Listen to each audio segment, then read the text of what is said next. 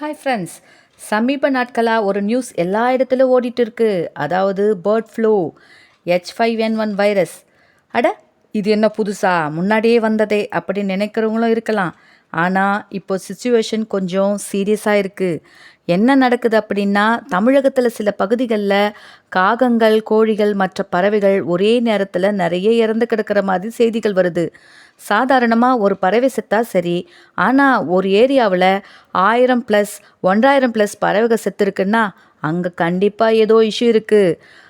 அதுக்கு தான் இப்போ எல்லாரும் சொல்கிறது H5N1 வைரஸ், பேர்ட் ஃப்ளூ. அப்படின்னா என்ன? சிம்பிளாக சொன்னால் இது ஒரு இன்ஃப்ளூயன்ஸா வைரஸ். நமக்கு வர்ற ஃப்ளூ போல தான், ஆனால் இது மோஸ்ட்லி பறவைகளை தான் டார்கெட் பண்ணும். கோழி, வாத்து, காகம், புறா இதெல்லாம் தான் மெயின் விக்டிம்ஸ்.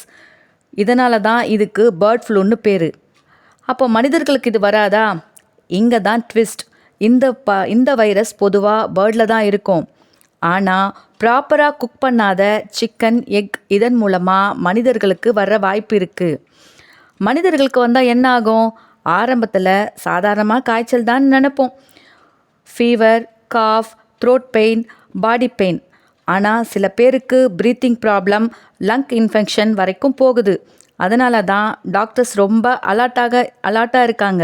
இப்போது தமிழகத்தில் கவர்மெண்ட் சொல்கிறபடி பேனிக் ஆக வேண்டாம், ஆனால் கேர்லெஸ்ஸாகவும் இருக்க வேண்டாம். பேர்ட்ஸ் செத்து கிடக்கிற இடங்களில் டெஸ்ட் பண்ணிட்டு இருக்கிறாங்க, இன்ஸ்பெக்ஷன் போயிட்டு இருக்கிறாங்க. இப்போது சிக்கன் சாப்பிடலாமா? இதுதான் மக்கள் எல்லாம் கேட்குறது. இதுக்கு ஸ்ட்ரெயிட் ஆன்சர் ஆமாம், சாப்பிடலாம். பட் நல்லா வேக வைத்த சிக்கனை சாப்பிடுங்க. ஆஃப் பாயில் சாப்பிடாதீங்க. வைரஸ் ஹீட்டில் செத்துடும். So proper cooking is safe.